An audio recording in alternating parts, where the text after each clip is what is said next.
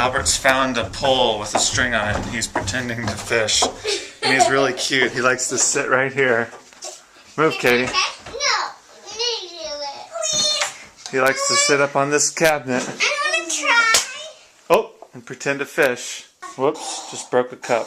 Albert was down here fishing and Katie was on the leash and now she doesn't want to be on the leash. I want to. I just want to try. Now she wants to fish. You don't want to be my dog anymore. I want to. I want to fish. I want to try. I want to try. Well, you have to wait your turn. Okay, you don't get your training. And now for your viewing pleasure, it's Mr. Constant Comments. Do you consider a Mazda to be a really fancy car? I was watching The Howling, a horror movie made back in the mid-'80s. I was watching that a few days ago on Netflix. And in one scene of the movie, a guy drives up in a fancy Mazda sports car, and another character in the scene makes some kind of reference to him like, we're not all rich enough to drive a fancy Mazda like as you are. Something like that. But he implies that this Mazda is like a really nice fancy car. Okay, so flash forward 30 years. I wouldn't consider a Mazda to be a rich fancy car.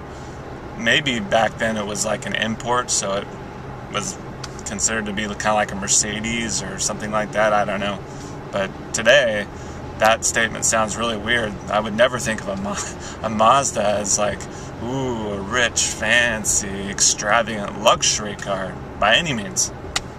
Hey, how many of you make your own applesauce? We have our own little applesauce, our apple peeler, and the kids and I are making applesauce tonight. They're both begging me to have a turn at peeling apples. So we're going to do all these apples, put the peels in there, cut them up, put them in the pot, make some really good homemade applesauce. This is really cool. If you don't have one, I would get it and make your own applesauce. Cut that up now. That's good enough. You can just put it right in there. And just pull the core off this. Put that in there. There goes Katie. Okay, it's good.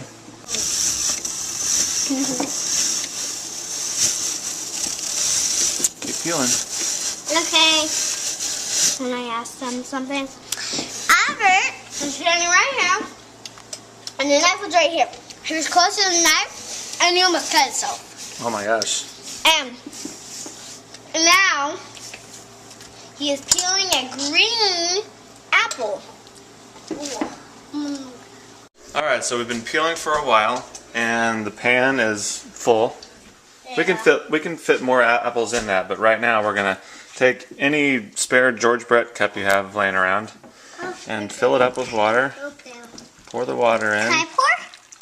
Can I try? I don't know. And you want to just pour about, a couple inches of water in there. Have your assistant pour water in there. You don't want to get too much water because then your applesauce will be too runny. Whoa! So it's better to... I would err on the side of not enough water than too much. So now we're going to turn the burner on, light the stove, and then just let the apples cook down. You can keep putting apples in there and smashing them down and stuff. Can I smash? I just spilled some. Something smells like smoke. Oh yeah. How many more apples we got left? I don't know. That's going to be pretty full. Well, let's just peel them all, and then if we have too many, we'll just make another batch. Uh-oh, it's going down like Rapunzel. It's going down like Rapunzel again. Rapunzel. Whoa, wait, that's like a lasso. No. Or an umbilical cord. Another good thing about making homemade applesauce is that... Oh, what? Oh, okay. Well, the good thing about making homemade applesauce is if you go there to the market, you can get this big plastic bag full of apples. And when all the apples are gone, you have a plastic bag that your kids can play with. You know, like, you put it over their head and play or whatever. No, I'm just kidding. Okay, we're all done. So Albert's washing the apple peeler. Here's some leftover apples, and we just got these in there. They haven't even really started to bake yet, so we got a little time to wait. And as they get softer and softer, I'm going to put the rest of those in there and get some applesauce. And I'll show you later on exactly what you do to finish the applesauce off. Apple. Why do you need an apple? I need to eat it. You're going to eat it? Yeah. Well, that's going to be applesauce. Here, have a little apple ring. Okay. I dip it. No, don't dip it in the dishwater, honey. That's yucky. Might taste like soap now. Is it okay? Now can you see it steaming? The apples are starting to get soft. Starting to get kind of like potatoes before you make them into mashed potatoes. Getting closer. Alright, we're to the smashing part of the stage of applesauce. They're all pretty soft, basically like mashed potatoes. So you can do that. See how you're splashing water? Well, because... But anyways, potato smasher works really good for this. We are to the final stage of homemade applesauce. All we have to do is put the sugar, a cup of sugar in, and some cinnamon. So get up there, assistant, and dump the sugar in. Just dump it all in. And then usually with the cinnamon here, I usually just tap in cinnamon. Can I do it? I usually just put in cinnamon until it starts to look a little brown. You don't want to get too much cinnamon. That's probably pretty good now. Okay, just keep stirring it. If you follow those directions, you can have scrumptious homemade applesauce just like us. All right, Katie's going to go for a taste test. Now it's going to be pretty hot. Just sip it a little bit.